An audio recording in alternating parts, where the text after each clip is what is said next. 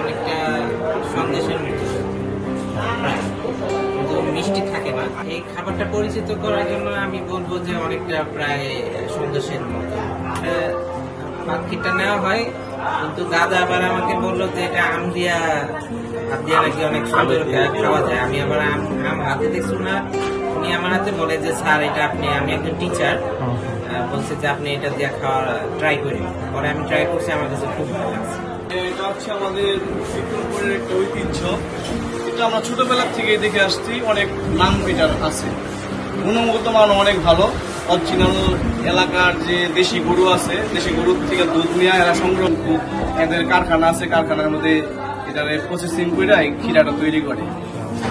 মনে করেন আমার এই বাপে দাদা করে গেছে পুলিনগড়, ইন্দ্রমন গোড়, এরপর আমার ভাই সুনীল গোড়, এরপর আমরা আছি। এটা অনেক পূর্বের থেকে বুঝলেন, কারণ হলো এটা আমরা ধরে রাখছি, তাদের যে তৈরি করছে এই জিনিসটা আমরা এখনো ধরে রাখছি।